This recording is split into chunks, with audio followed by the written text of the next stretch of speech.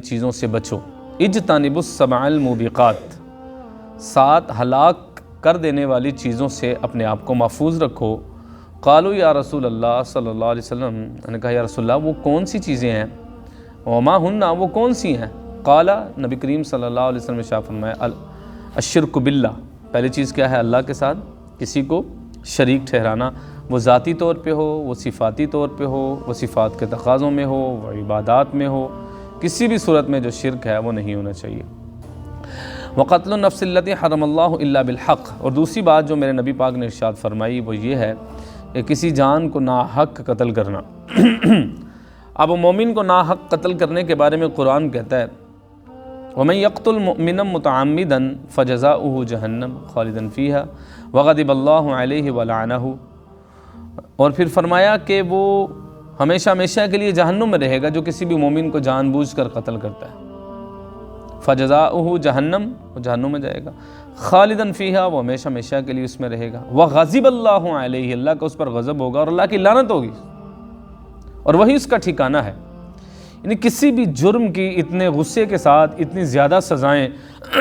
شریعت نے مقرر نہیں فرمائی قرآن پاک کے اندر، جبکہ کسی مومن کو ناحق قتل کرنے کے بارے میں کیا ہے اتنی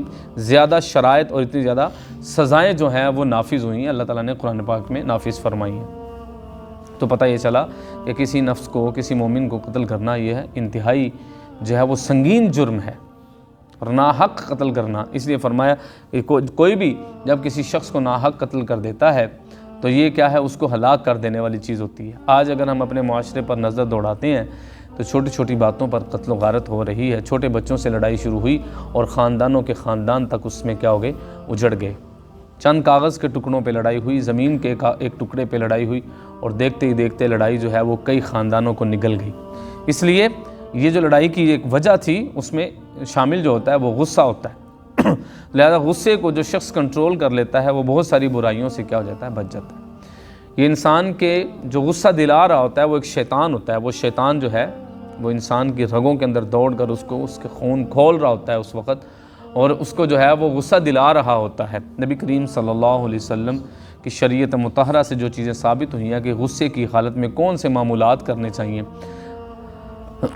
تو فرمایا کہ اگر اس کو حالت قیام میں غصہ آیا تو اس کو چاہیے کہ بیٹھ جائے،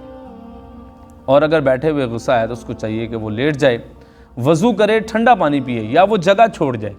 یہ کچھ معمولات ہیں، اس کے کرنے سے کیا ہے، غصہ جو ہے وہ قابو میں آ جاتا ہے۔ چونکہ جب غصہ آتا ہے تو بلڈ پریشر انسان کا ہائی ہوا ہوتا ہے، وضو کرنے سے کیا ہوگا، اس کا بلڈ پریشر کیا ہو جائے گا، ڈاؤن ہو جائے گا، ٹھنڈا پانی پینے سے اس کا بلڈ پریشر ڈاؤن ہو جائے گا، اس کا غصہ جو ہے وہ کم ہو جائے گا۔ ویسے بھی نبی کریم صلی اللہ علیہ وسلم نے ارشاد فرمایا پہلوان وہ نہیں ہے جو مد مقابل کو میدان کے اندر پچھاڑ دے، بلکہ پہلوان تو وہ ہے جو غصے کی حالت کے اندر اپنے غصے پر قابو پا لے۔ اور ایک وظیفہ بھی ہے جو لا حول ولا قوت الا باللہ پڑھنا شروع کر دیتا ہے اسی وقت فی الفور، تو کیا ہو جاتا ہے، اس کا غصہ جو ہوتا ہے وہ ٹھنڈا ہو جاتا ہے۔ اور بعض صوفیاء کرام نے یہ بھی فرمایا ہے کہ جب غصہ آئے انسان کو تو غصہ چونکہ گرمی کی علامت ہوتی ہے تو درود پاک کی جو تاثیر ہوتی ہے وہ ٹھنڈی ہوتی ہے، درود پاک پڑھنے سے انسان کا غصہ جو ہوتا ہے وہ کیا ہو جاتا ہے، کنٹرول ہو جاتا ہے۔ اگلی بات جو میں نبی پاک نے فرمائی واکل الربا، سود کو کھانا، وہ کسی بھی صورت کے اندر ہو، اس میں اگر شائبہ بھی ہو تو پھر بھی جو ہے وہ سود کو کیا کر دینا چاہیے، چھوڑ دینا چاہیے۔ ویسے بھی قرآن کی آیت ہے یا ایھا الذین آمنوا انما الخمر والمیسر والانصاب والازلام رجس من عمل الشیطان، یہ شیطانی اعمال میں سے ہیں، اور ویسے بھی قرآن و سنت سے سود کی جو ہے وہ حرمت جو ہے وہ ثابت ہو چکی ہے۔ اس وجہ سے سود نہیں کھانا، جو سود کھائے گا وہ اپنے آپ کو کہاں لے کے جائے گا، ہلاکت کی طرف لے کر جائے گا۔ واکل مال الیتیم، یتیم کا مال کھانا، ٹھیک ہے، یہ قرآن پاک نے بھی یہی کہا ہے وَلَا تَقْرَبُوا مَالَ الْيَتِيمِ إِلَّا بِالَّتِي أَحْسَنُ، اچھی نیت کے ساتھ یتیم کے مال کے قریب جا سکتا ہے اس کی حفاظت کی غرض سے، یہ تو درست ہے، لیکن ویسے یتیم کے مال کے قریب بالکل بھی جانے سے قرآن نے بھی منع فرمایا اور حدیث میں بھی یہ ممنوع ہے۔ اور جو حدیث کی روح سے یتیم کے ساتھ محبت فرماتا ہے، نبی کریم نے فرمایا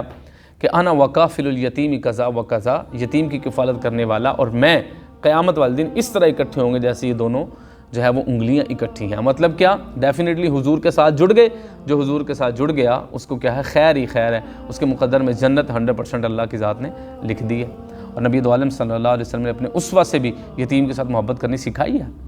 آپ نے یتیموں کو اپنی کفالت میں لیا ہے، اور آپ نے فرمایا کہ آج کے بعد تم مجھے ہی اپنا باپ سمجھو۔ عید کی نماز پڑھانے کے لیے گئے اور آپ نے عید کی نماز میں تاخیر فرما دی کہ یتیم کو دیکھ کر آپ اس کو اپنے گھر لے کر آئے۔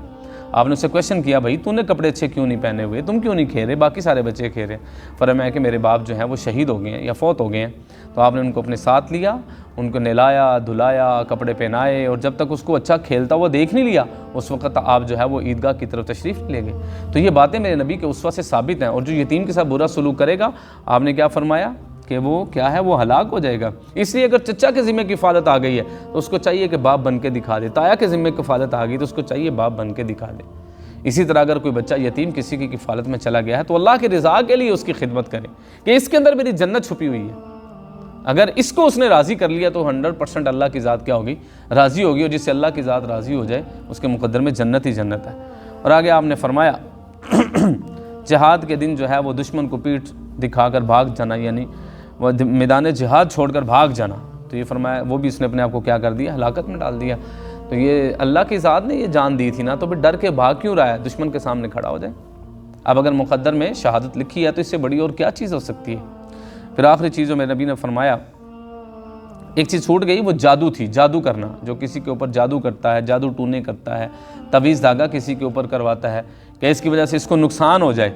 تو یہ کہ فرمایا اس نے اپنے آپ کو کیا کر دیا، ہلاکت میں ڈال دیا۔ اور آخری چیز جو میرے نبی نے فرمائی، یہ پاک دامن جو بھولی بالی مومن عورتیں ہوتی ہیں ان کے اوپر جو ہے وہ تہمت لگا دینا، زنا کی تہمت لگانا، فرمایا کہ اس نے اپنے آپ کو کیا کر دیا، ہلاکت میں ڈال دیا۔